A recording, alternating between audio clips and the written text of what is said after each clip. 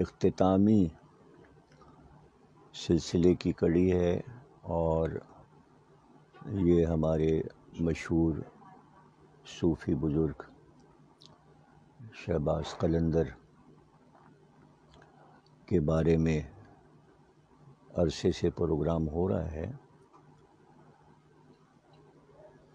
وہ تمام صوفیہ کرام جو آج سے تقریباً 700 برس پہلے ہندوستان کی سرزمین پر آئے، اور ان کے آنے کا سلسلہ جو ہے وہ مسلسل رہا، اور وہ انہی صوفیہ کرام کی آمد سے پھیلا۔ آنے والوں میں زیادہ تر وہ تھے جو سادات تھے اور آل رسول تھے۔ زیادہ تر حسینی سادات جو کہ امام حسین علیہ السلام کی نسل میں اور جناب سید سجاد کی نسل میں،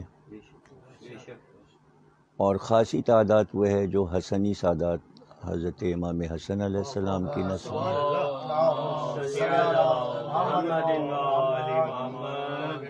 اس کے بعد ہم دیکھتے ہیں کہ امام زین العابدین علیہ السلام کی نسل میں آپ کے جو مختلف بیٹے ہیں ان کی نسلیں یہاں پر آ کر آباد ہوئیں، جو آبدی کہلائے، اور آپ کے وہ شہید بیٹے جنہیں زیر شہید کہتے ہیں، ان کی نسل بہت اکثریت کے ساتھ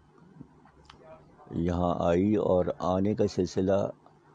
مغل عہد تک جاری و ساری رہا، اور انہوں نے ہندوستان میں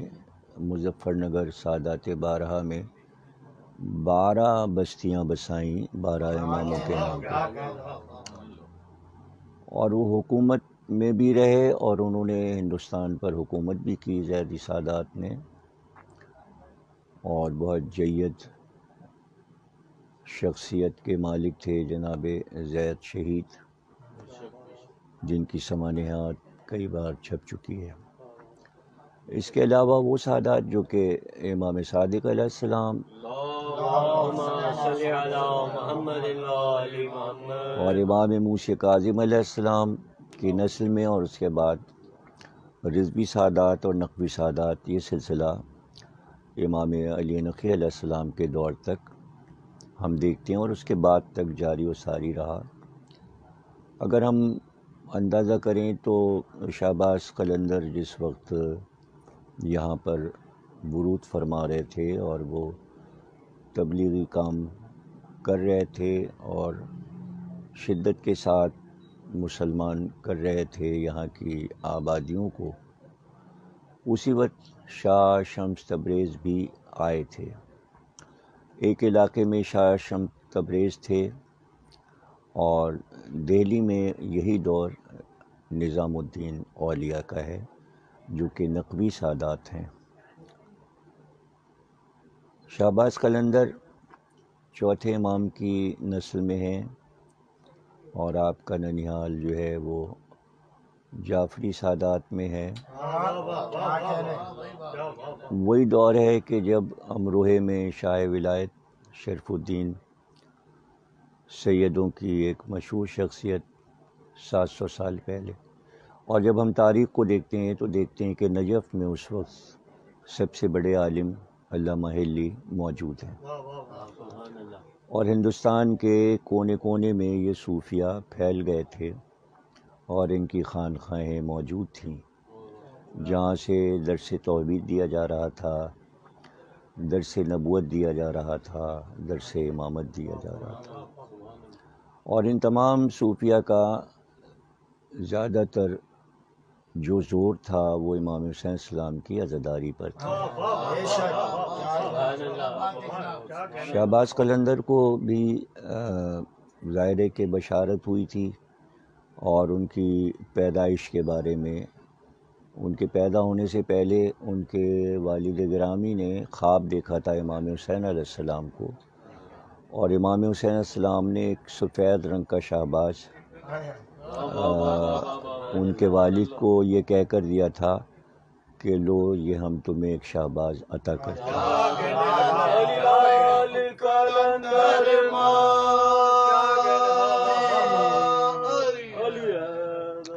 چونکہ جب شہباز پیدا ہوئے تو انتہائی سرخ رنگ تھا ان کا، اس لیے ماں نے ان کو لال کہا، تو ماں ان کو لال کہتی تھیں، باپ شہباز کہتے تھے،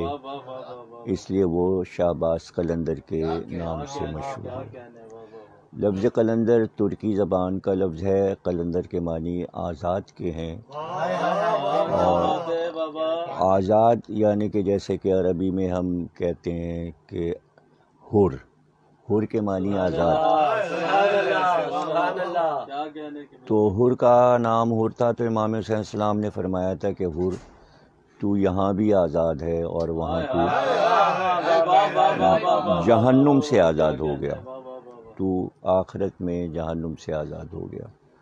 تو اسی طرح قلندر کا لفظ ہے آزاد، یعنی کسی کی غلامی نہیں پسند کرتا قلندر،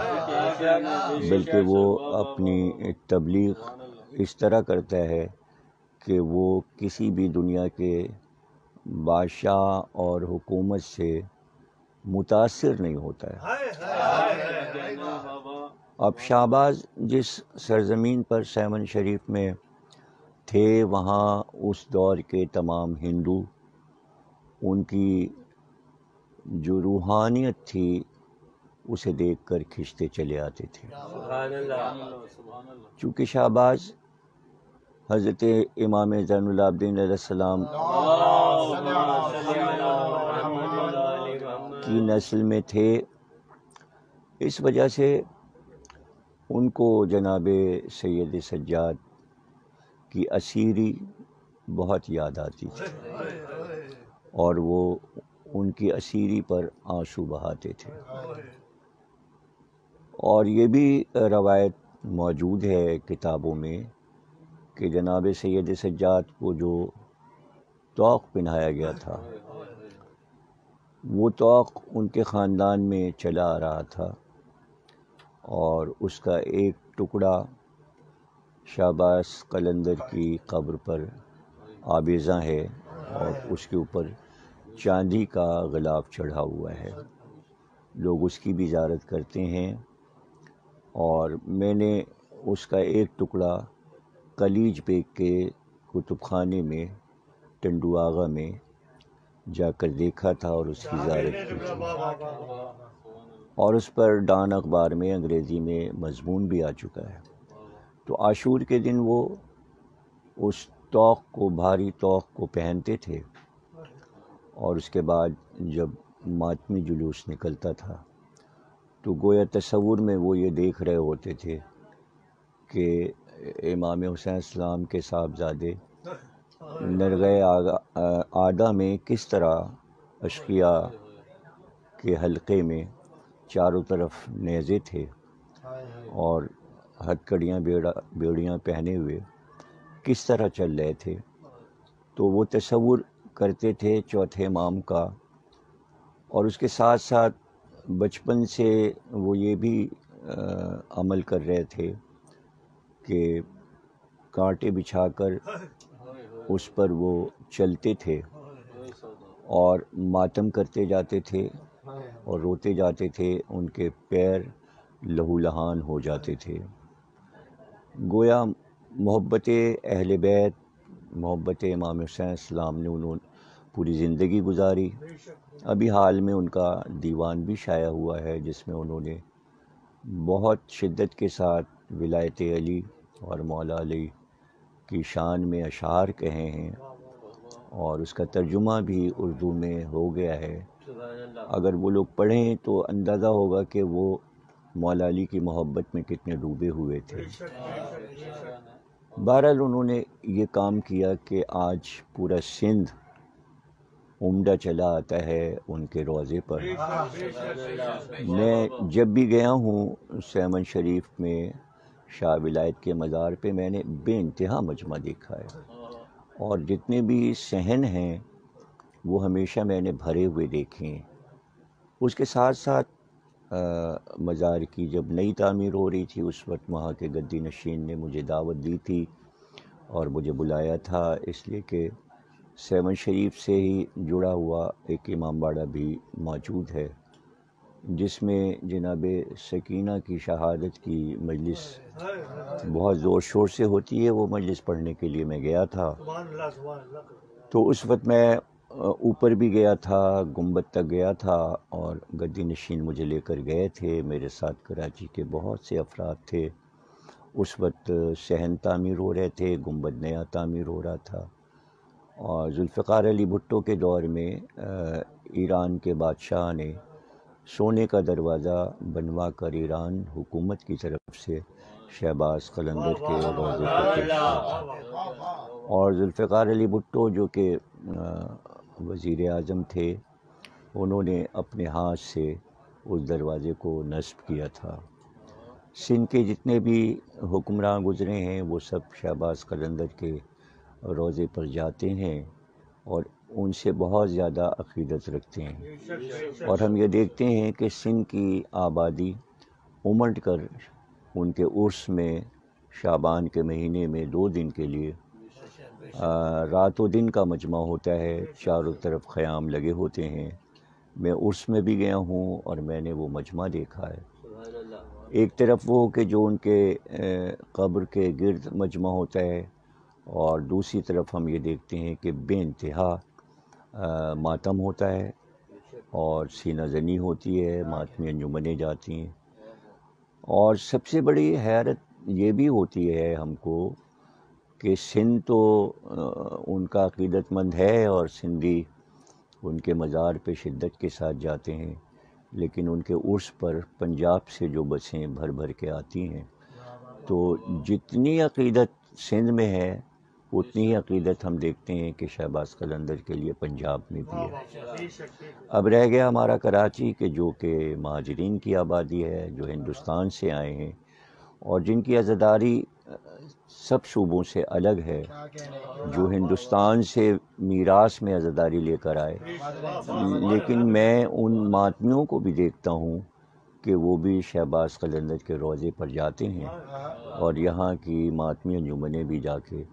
ماتم کرتی ہیں وہاں، اور ان کو خراج پیش کرتی ہیں۔ ان کو خراج یہ ہے کہ انہوں نے اس ریگستانی زمین میں امام حسین کی عزاداری کے گلاب لگائے، اور جگہ جگہ انہوں نے